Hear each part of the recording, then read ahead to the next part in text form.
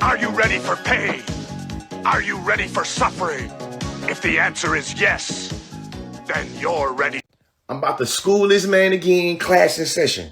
Finally, a common sense approach living every day in a race-obsessed world. Shout out to Idris Elba for stating the obvious and having courage and conviction without waver that he does not identify as a black actor. Race does not define our jobs. Now, didn't Morgan Freeman say something similar? Play the clip. Black history is American history. Facts. How are we going to get rid of racism and stop talking about it? Thank you. I'm going to stop calling you a white man. Yeah. And I'm going to ask you to stop calling me a black man. Thank you. I know you as Mike Wallace. You know me as Morgan Freeman. You're going to say, well, this white guy named Mike Wallace. I appreciate Idris for stating the obvious. Make sure you pause and read what he says. If more people thought like this, there genuinely would be less racism in the world.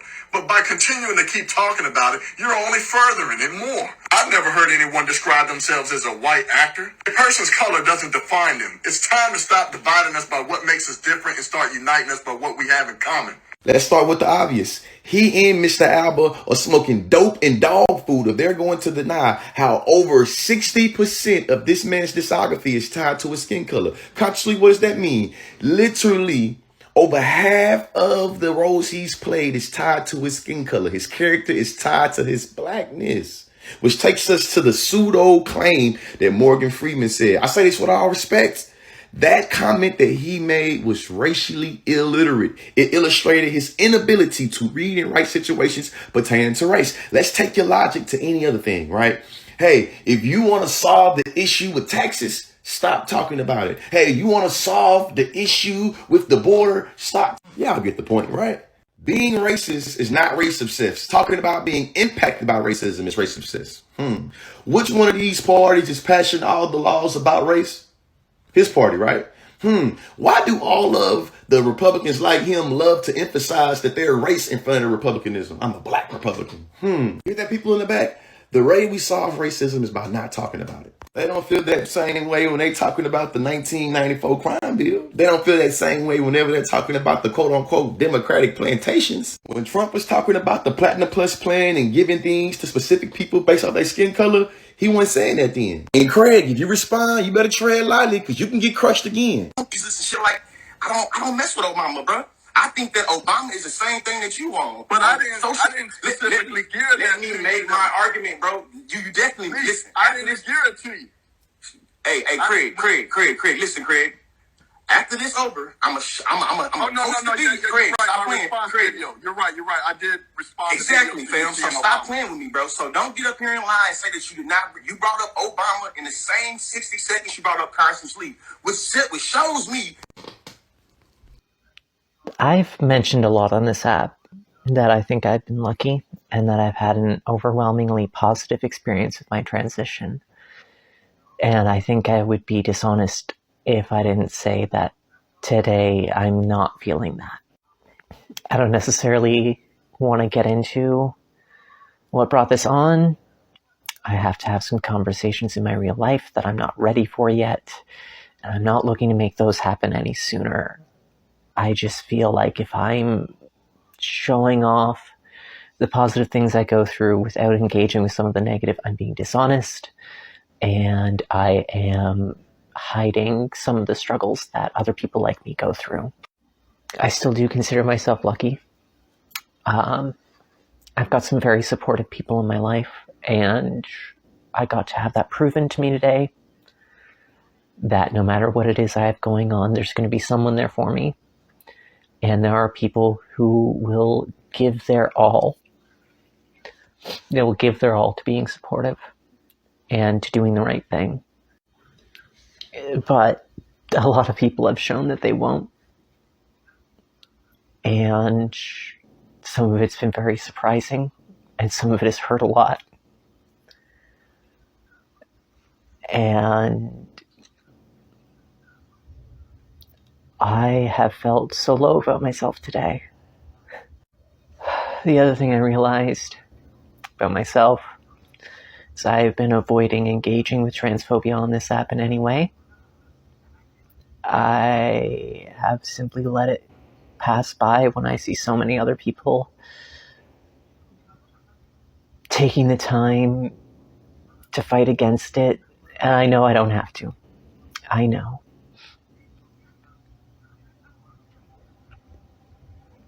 But it feels like it's connected. If I don't say out loud how important these things are all the time, people just forget. I know that's not my fault, that's not my problem, but it's the truth. I think that's why you see so many trans people standing up for the community here. I think that we have to, or people will forget. If you want to know how to be better to the trans people in your lives, it's two simple things. Listen and act. You can't just talk the talk. You have to follow through at least a little bit. Still not willing to let my weekend be ruined. I'm sure by the end of it, I'm going to have some good stories to tell, and I'm going to share some of them on here, and maybe not all of them. Stay strong. I know it's been a tough time for all of us. This is my petition to go into 2023, realizing that everybody is exhausted. Just as a small recap, people are still getting COVID and having lasting effects because of it. People of color are still being used and abused by a system that expects them to believe that they are less desirable or less deserving because they are darker. Roe v. Wade was overturned. Children have to go to school with bulletproof backpacks. Women are being publicly executed for standing up for a woman who was murdered by morality police, for not wearing her personal religious headpiece to the standards of a man. Jobs are still paying terrible wages, while inflation continues to get so bad that I pick up every Arizona can I see just to make sure it still says 99 cents. And let's not forget this new Balenciaga scandal that is just adding on to the mounting evidence against the entertainment industry when it comes to child abuse. And we could be real for a second. Not everybody watching this video gives a fuck about any of those problems. We can acknowledge that there are people in this world that simply have no empathy, no understanding for human suffering, unless it is their own.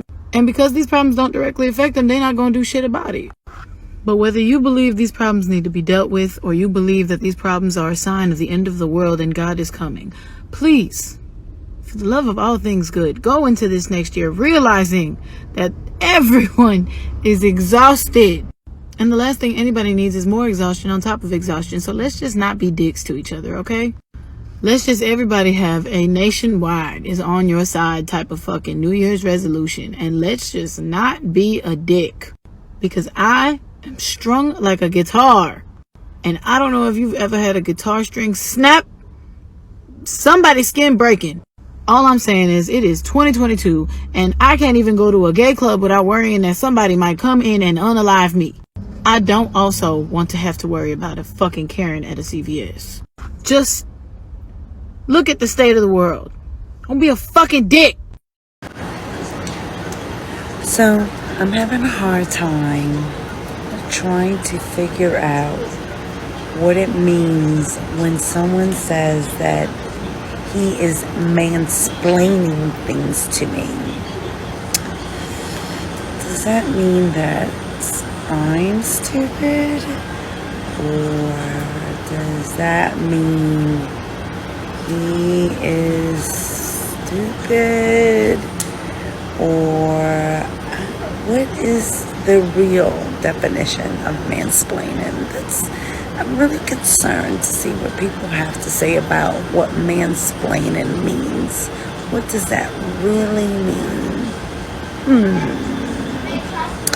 What do you say? So one time I was going on a date with this guy, and it's actually the second date. So he had paid for the first date, and I offered to pay for the second.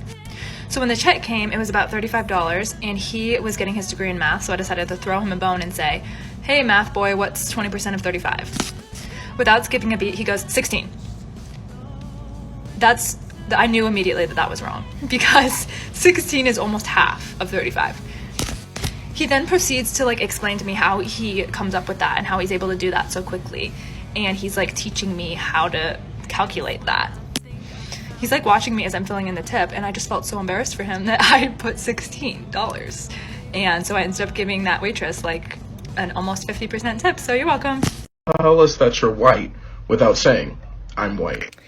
I got pulled over for rolling through a stop sign in the suburbs at 3 o'clock in the morning, and I did not even get a ticket. And my license was almost expired and from another state.